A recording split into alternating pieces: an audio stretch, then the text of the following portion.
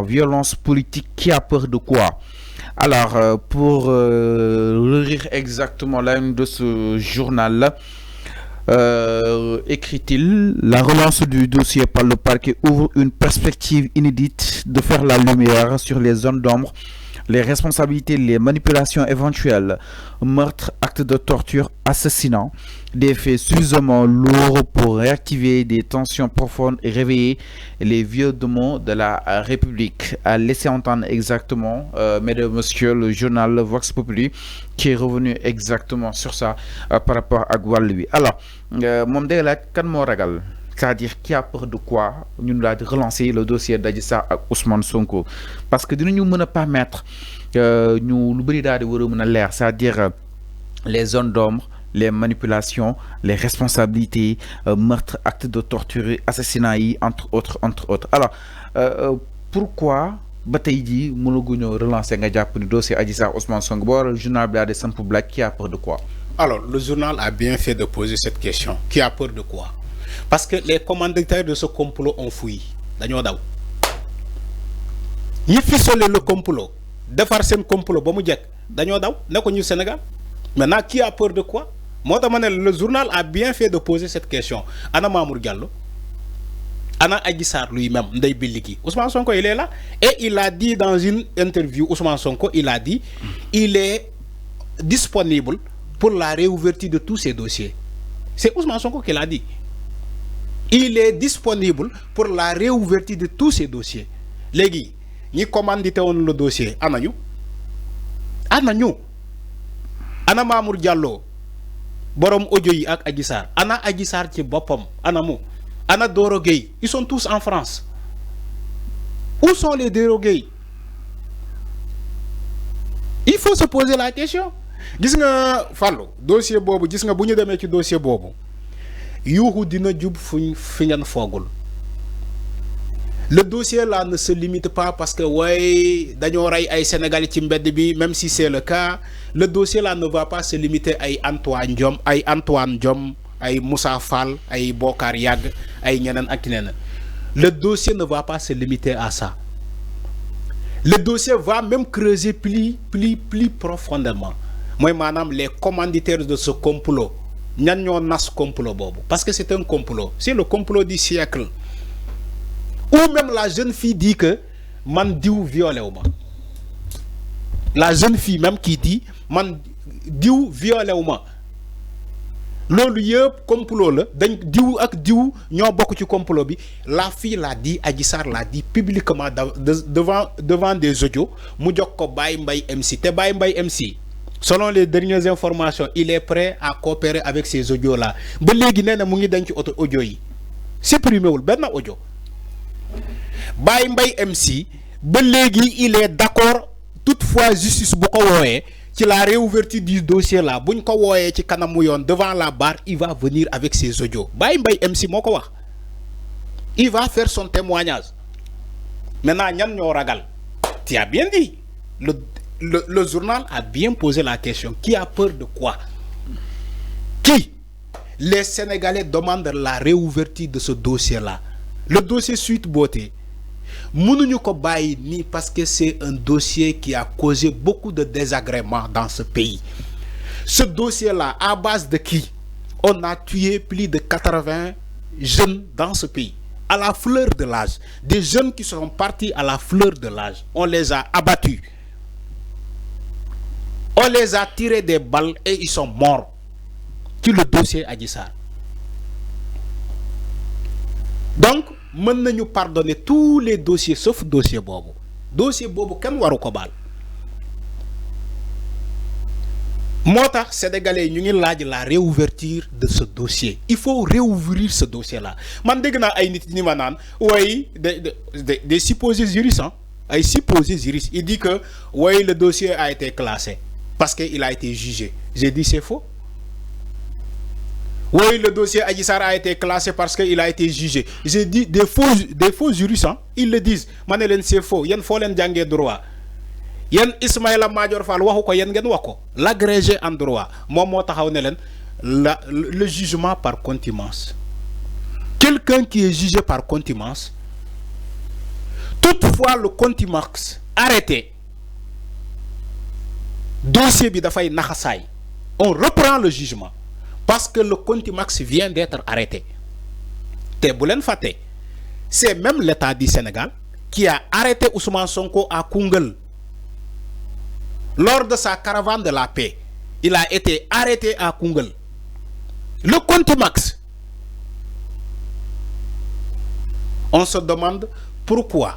D'abord, quand Ousmane Sonko a été arrêté à Koungheul, normalement la suite logique, la suite judiciaire que je dis, la suite judiciaire, moi, État du Sénégal informé que Ousmane Sonko qui avait été jugé par contumace vient d'être arrêté à Koungheul.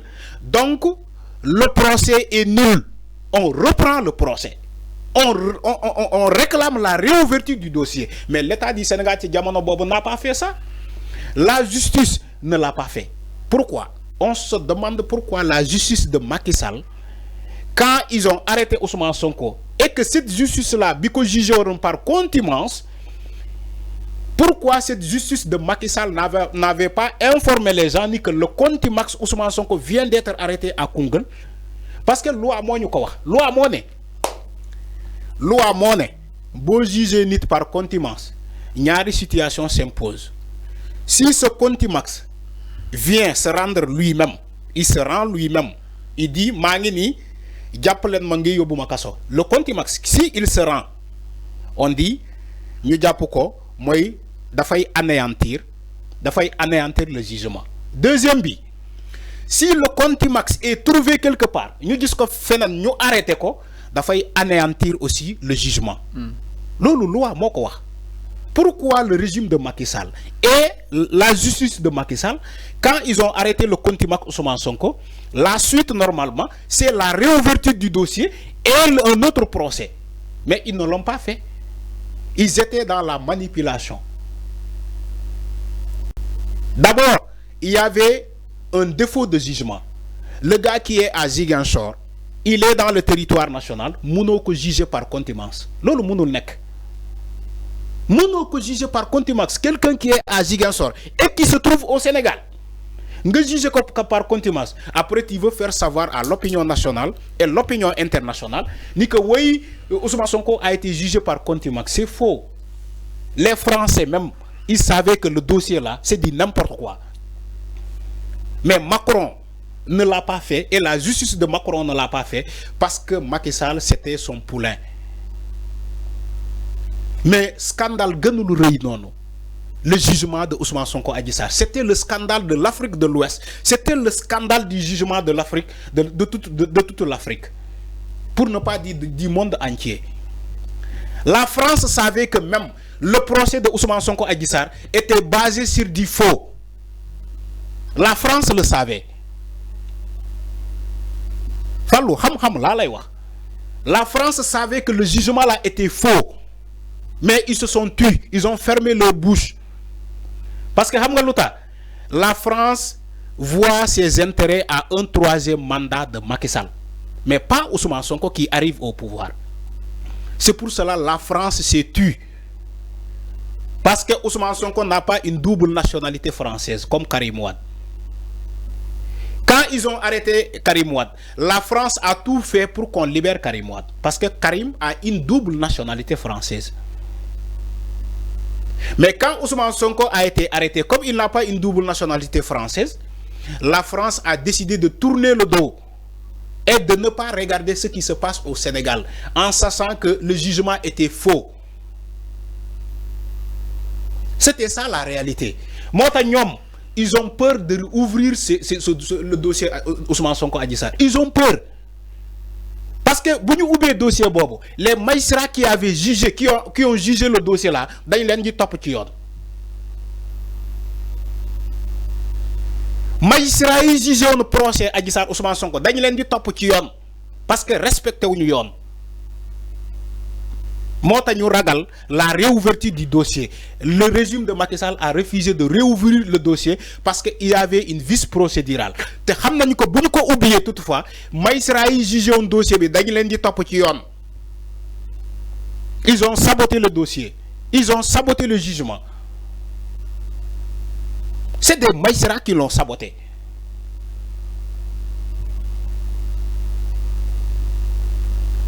Mais regarde comment tu as jugé une personne. Ngane dang koy radier ci liste électorale. Dang koy radier. Radier. Parce qu'il a été jugé par contumace. Ndeysaan. Nga dem dans un tribunal de loin, très loin de Dakar, à Ziguinchor. Le magistrat, il te dit que Ousmane Sonko mënoo ko génne ci liste électorale parce que yow yaa ko jàpp. Le gars, il a utilisé la loi pour vous donner des leçons. Alors, il dit waa ji ngeen bëgg a génnee ci liste électorale radier ko ci liste électorale parce que da ngeen ko jugé par contumace yéen a ko jàpp te dafa am contumace lu mu wax boo toutefois boo arrêter la personne mooy maanaam dafay anéantir le jugement. alors mi non leer na. Ils disent que foofu laay jeexalee ñoom ñu ne ils vont pas respecter la décision de Sabassi Faye mais ils vont interjecter appel ñu delluwaatu Cour suprême parce que Cour suprême la ñu jógee woon dem Ziguinchor bu leen fàtte loolu Cour suprême la ñu jógee woon dem Ziguinchor. Quand le tribunal de Ziguinchor a décidé que Ousmane Sonko kenn du ko génne ci liste électorale ils ont dit non Sabassi Faye yow non faut que ñu régler sa compte sa affaire. Ils ont interjecté appel en disant à Sabassi Faye non seulement on va pas respecter ta décision mais on va interjecter appel au niveau de la Cour suprême. Quand ils sont allés à la Cour suprême lan la wax je casse la décision de Sabassi Faye ba pare ma jox ko benen tribunal bu bokul le tribunal hors classe de Dakar. Maintenant il est temps que Ousmane Sonko soit jugé à Dakar.